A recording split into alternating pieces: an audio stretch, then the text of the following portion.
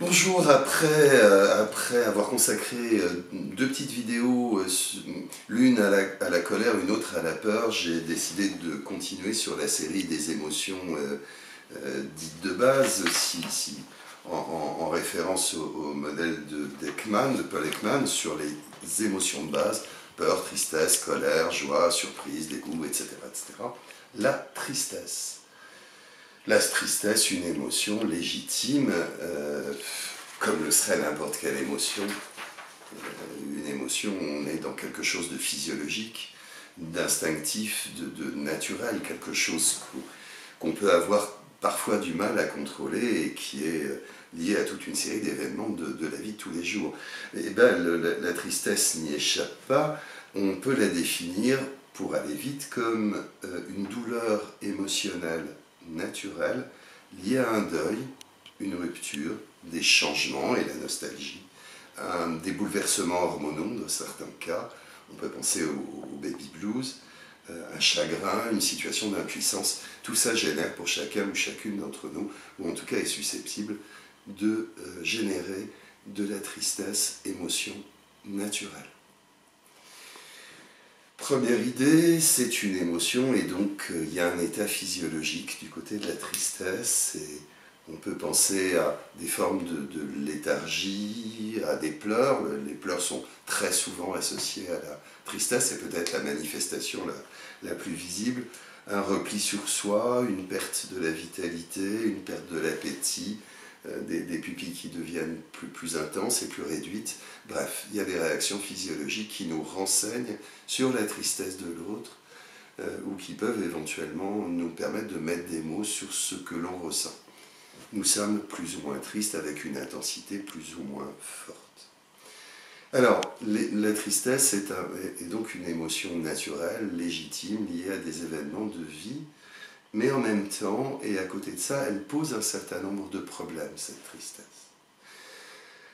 Ce qui va poser problème, c'est lorsque la tristesse s'est installée au-delà d'un certain délai, évidemment variable selon les individus, selon la nature des pertes ou des changements, mais elle peut se transformer en rumination. Indéfiniment, les mêmes idées tournent dans ma tête et je n'en sors pas. Elle peut entraîner de la dépréciation de soi.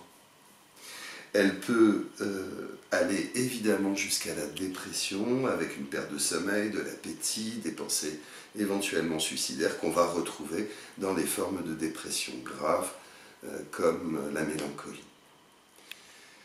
Alors, autant on peut se dire qu'il est légitime d'être triste, autant il va falloir travailler à sa prise en compte et puis à terme à sa disparition.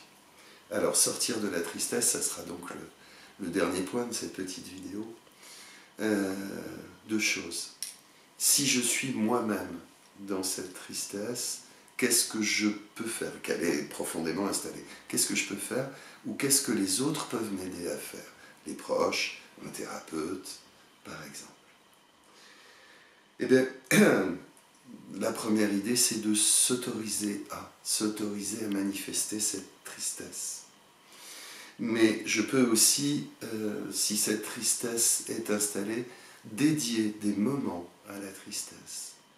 C'est ce que font certaines personnes qui ont une vie normale dans tous les jours, mais qui vont, je ne sais pas, dans une maison, dans leur chambre, au milieu de la nuit, dans une église, s'autoriser à être triste à ce moment-là. C'est sortir de la solitude, bien sûr, s'entourer de gens que l'on aime et qui nous aiment.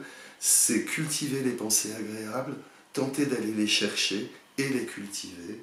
Et puis c'est aussi, bien sûr, agir, se donner des projets et éventuellement les réaliser. Tout ça devrait permettre de sortir progressivement d'une tristesse trop encombrante.